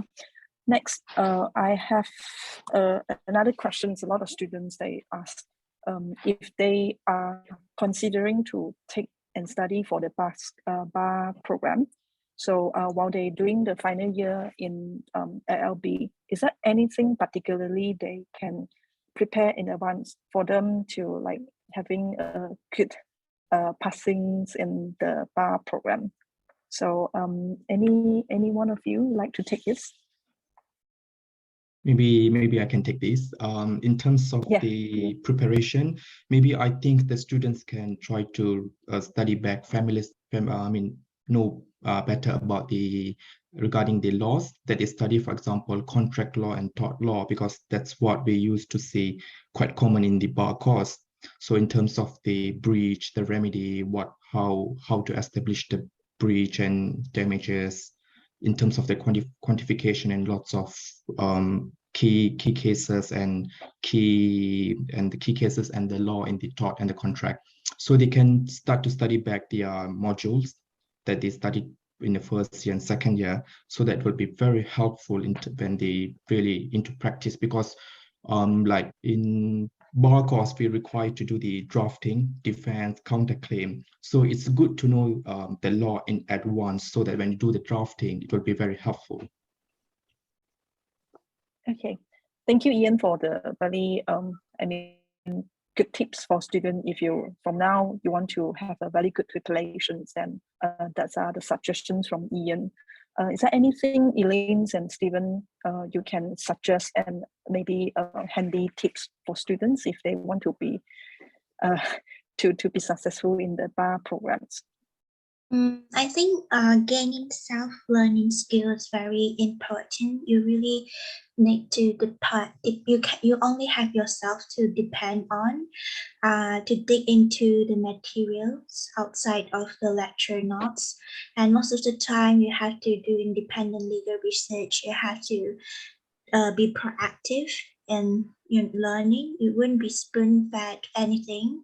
Just make sure you have the ability to do that, and also get some I'm very sure most of you, every one of you already have this, but just a kind reminder that you really need to learn how to self-motivate, self-control, and self-discipline, because life abroad might be a bit tough at the beginning, but doesn't mean that you have a lot of time to adapt to this new environment. So you have to adapt to the new environment at the same time, and also get self-motivated enough to start doing revision at the very early stage of this course. And also, I think it's good to cultivate some social skills, because you know, it can get a bit lonely here. So if you are good with social skills, you can, you know, maybe get around with a lot of I know a lot of friends, and they could give you good companionship, and also you can help each other out if you have anything you need help with during the bar course. Also, to have good friends to keep motivate each other, that would be Yeah, that will be good. Yeah, that would be good. Yeah. Okay. Thank you, Elaine. And anything, Stephen, you would like to top up from whatever Ian and Elaine's already suggested? Yeah, so I think the major tip I would give to anyone who's planning to study the bar is try to get as much experience as you can with public speaking, or just being able to present in front of people. Because when you do the bar course, it really trains you to be very comfortable on your feet when you're presenting, when you're doing your advocacy classes as well, or when you're doing your client conferencing. So getting comfortable with presenting in front of people, getting confident in the way you present is very important. So some of the ways you can do that is, you know, join clubs, or, you know, if you have to present something, just give yourself that opportunity to go and speak in front of people. I think that's really helpful. Or, you know, go to workshops. I think those have really helped as well.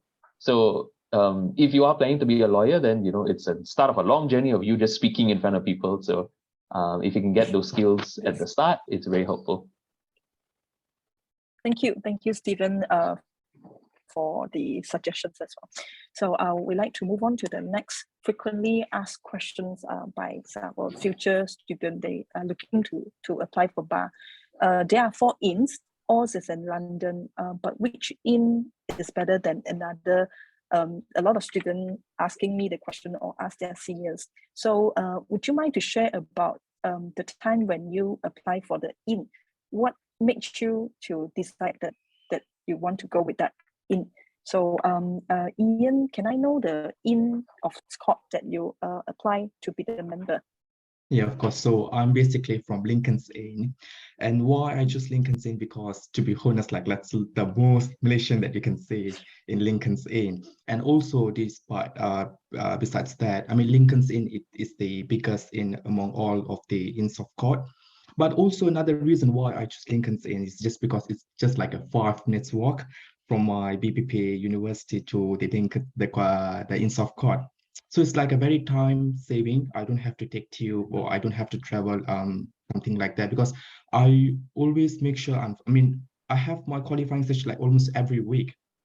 So it's good that I chose the inns nearby to my place of living and also my use, so that it's easy for me to plan my schedule. Yeah. Thank you, Ian. Thank you. And Elaine, may I know the inns that you belongs to? So I was registered under Middle Temple Inn, and I chose Middle Temple Inn purely because one of my classmates from year 3 chose Middle Temple Inn. But I'm very glad with my decision, because now that I'm here, I actually get to know that many of us from Malaysia do join Middle Temple Inn. That's a perk, because when we have to travel to London to join the qualifying sessions, we could all go together, and yeah, that's nice. Okay, thank you, Elaine. What about Stephen? You the inn that you last time registered, is that which is the inn, the register, and the reasons that you you chose the Inn? So Ian and I are best friends now because I was part of Lincoln's Inn as well. So yeah. Okay, so the reason why I chose Lincoln's Inn is mainly for the same reasons as well. You know, there's a lot of Malaysians there. So you know, when you're in a foreign country, it's nice to have a home away from home where you can meet a lot of other people who are also Malaysian.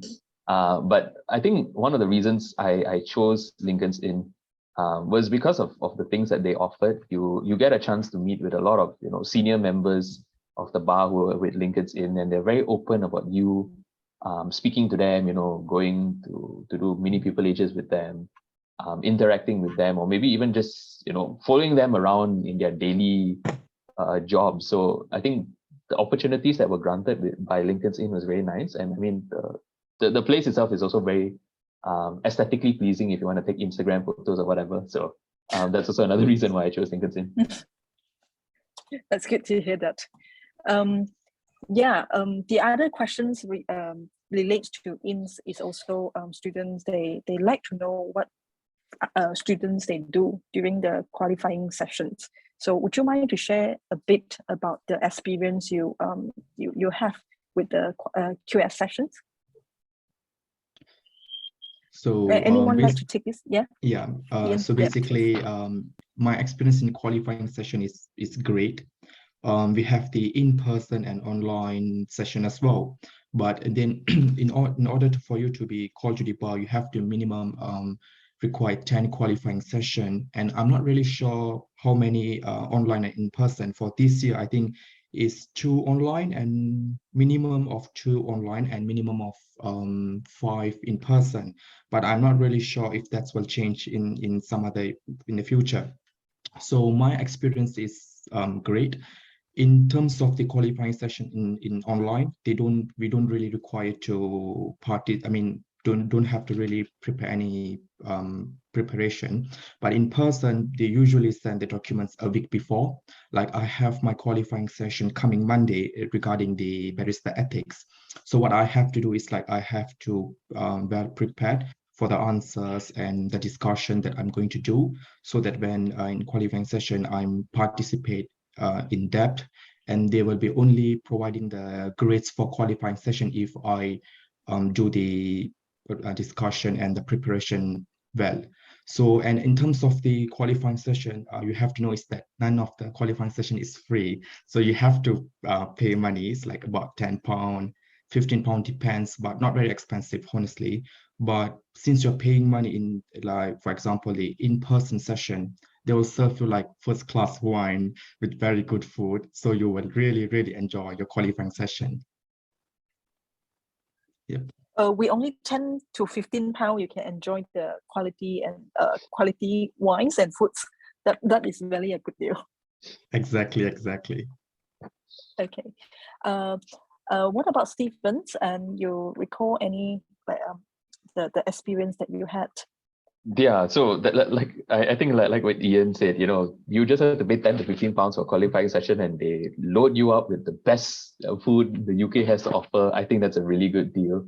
Yeah, so when I was doing my qualifying sessions, unfortunately it was during COVID, so most of my sessions got pushed online. Which, I mean, if you don't want to travel and you're lazy to get out of bed, you can just log onto your computer and go for a seminar or whatever. But I remember my qualifying sessions. I think the first one I did, I had to go over for like an introductory weekend in London. So I got to meet a lot of people there. We had seminars and workshops, and we had a dining session as well. And that was really nice because you get to sit with a lot of different people. You can get to sit with other members of Lincoln's Inn as well. And to get to hear their stories and just to, you know, share tips with each other, or just to make new friends. I think that's the major highlight of being part of an inn and going for a qualifying session. And also the seminars and workshops that they give as well are really informative. They really do help you when you're doing the bar, or when you, even if you're just, you know, wanting to learn something new, legally related or otherwise. Those qualifying sessions really help. My tip for qualifying sessions is to try to get them done as early as possible. While you can, so that when you're preparing for your exams later on, you don't have to worry about, oh no, I don't have enough qualifying sessions to complete everything. That's a good suggestions and very good tips. Thank you, Stephen. Elene, is there anything that you'd like to add on top of whatever Jens and Stephen had mentioned? Okay, so like what Ian said, there are definitely rules that you have to follow for qualifying sessions. I think for Middle Temple Inn, it's at least 6 sessions of in-person qualifying sessions and 4 sessions of online qualifying sessions. And for me, I did go to London for qualifying sessions. Basically, it was a welcoming event too. We had seminars. The seminars were really informative, and also the food were really good because we had like a fine dining sessions and an ordinary dining session. And what I have to say is, if you are out of London, for Middle Temple Inn, not sure about other inns, but for Middle Temple Inn, we have a few sessions free for out of London students, but you do need to travel all the way to London. And my suggestion is really, when you're booking accommodation, places near the inn might be a bit more pricey, but I would still suggest you to go for those places, because I didn't. I went for a place way further than Central London, and it really was a big trouble having to travel from my accommodation to the inn and back. And so that's my suggestion to you if you're out of London student. So just book somewhere near the inn. And also, they do require you to wear business attire, or some other sessions will need a black tie dress code. So my suggestion is also to bring along those attires, suits, or evening gowns if you could. And other than that, I think for the sessions, you do really need to book it fast. As long as you are sure you could go, please book it as soon as possible, because the sessions, even online sessions, got sold out really quickly. So if you wanna save yourself from troublesome later on, just make sure to book quick. Yep. Okay, thank you, Elene. Yeah, so very handful information, and I hope students you got better ideas of the inns and how the networking is very beneficial for you. And all the students will need to satisfy 10 qualifying sessions. So all these tips are very you can bear in mind. So coming to the next week, I have a lot of students asking how to improve advocacy. So that we all know that advocacy is very important and more intense when coming to the bar training course. So if you are doing bar right now, so let's say, do you have any tips or any ideas to let the students to get them to improve the advocacy before they during the bar programs? Stephen, would you want to take this? Yeah, sure. So I think it's a common thing that that the bar course has tons of advocacy. So ways to improve it is, I would say, once again, try to get as much experience as you can doing some public speaking, or joining events where you have to present, whether it's with your friends, or whether it's in front of a group of people. I think that's really important. In terms of preparing for your advocacy sessions, you can always do what I did. What I usually did is I would prepare what I wanted to say, and I would just present it in front of my friends or my housemates and get them to listen. It may sound as though you may be boring them with a lot of legal stuff, especially if they're not law students as well.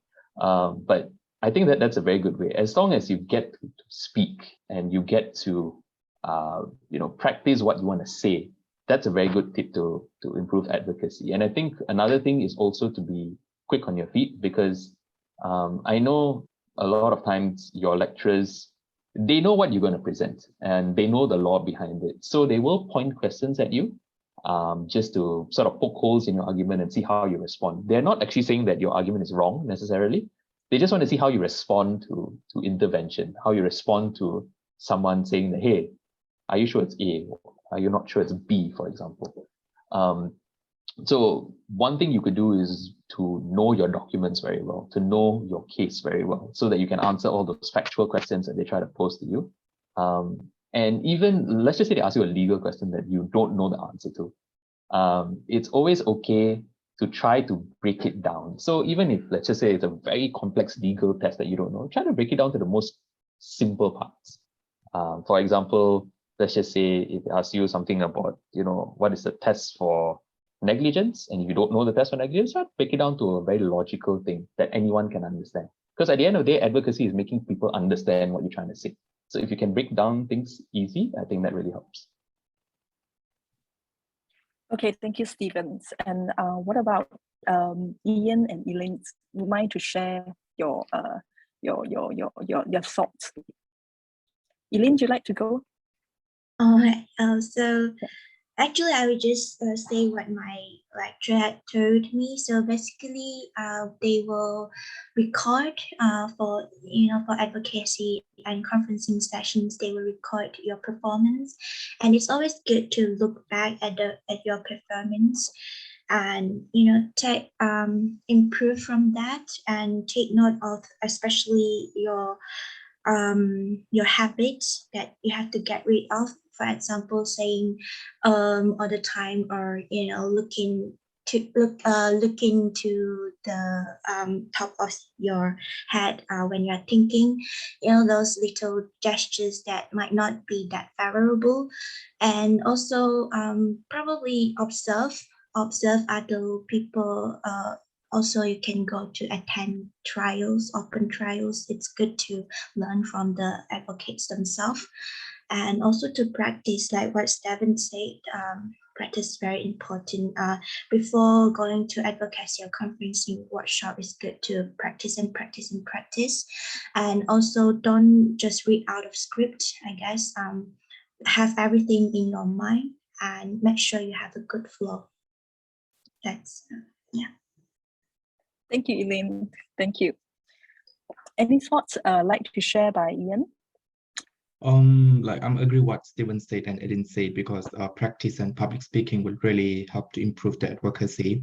And for new students, like I myself is very new in this bar and advocacy.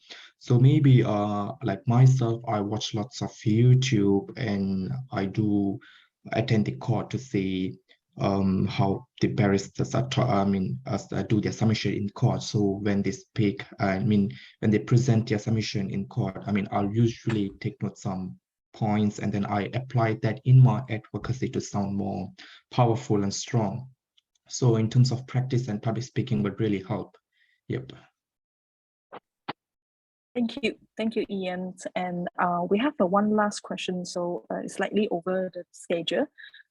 Just one last questions, and Ian and Elaine's both are students that started the bar program this year, September intakes, and joined the program through the assistance of PDVL service to help you for your bar education. Would mind to share a bit about your experience with us, like throughout the whole application process. Elaine, would you like to go first? Okay. Okay, Miss Lo was my agent. She has been a wonderful and awesome agent, to be honest, and she has always been quick in giving information, reminding me different deadlines, and giving me instructions throughout the whole process. She's always very quick in answering my questions, and also she even made me this document with all the details in it, all the deadlines for fees payment, and all the information that I needed, which I still refer to till this day.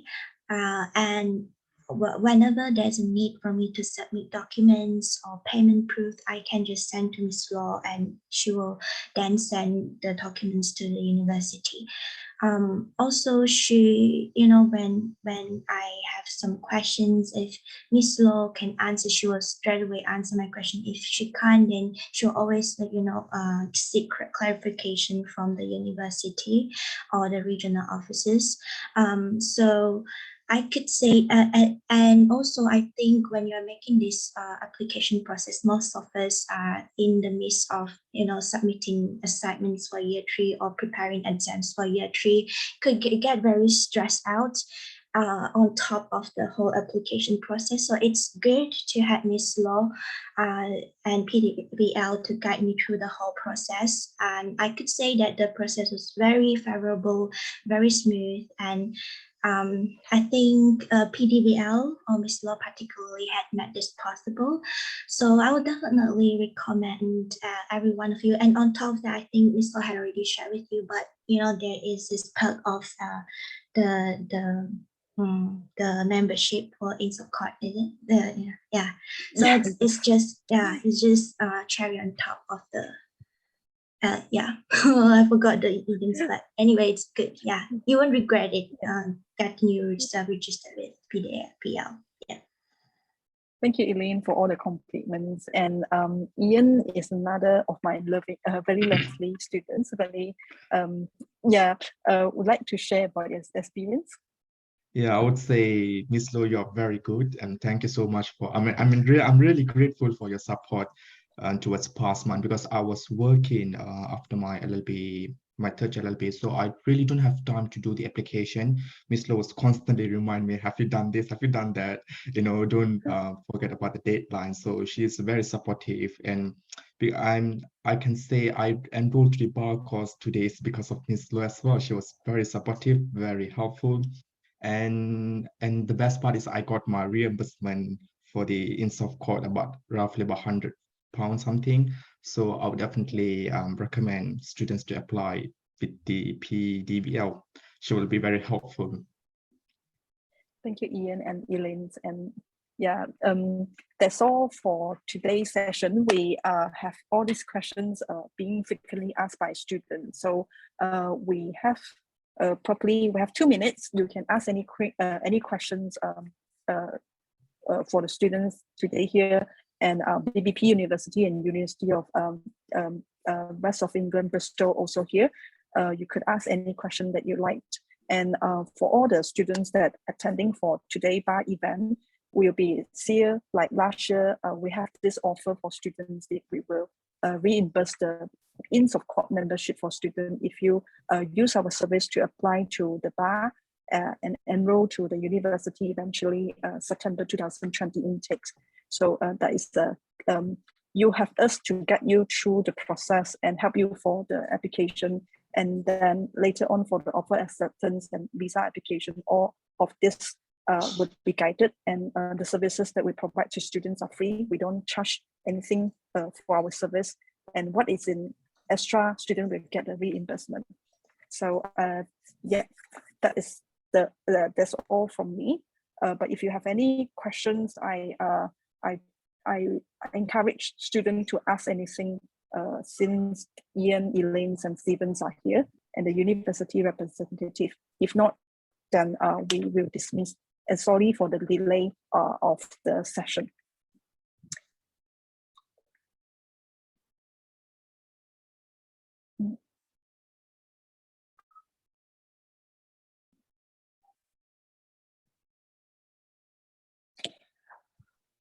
I think there are no questions for students, and the sharing sessions cover quite extensive for the students they asked about. So I would like to end the session. Thank you very much for Maggie and also Phenix to giving the presentation for students, and also very thankful for Stephen, Ian, and Elaine to spare your time to share about the bar program, the inns and the qualifying sessions, how the tips, how to improve the advocacy. And thank you very much, everyone. Have a good day and take care. Thank you, Miss Lo. Thank you, everyone. Thank you. Bye-bye. Thank you, everyone. Bye.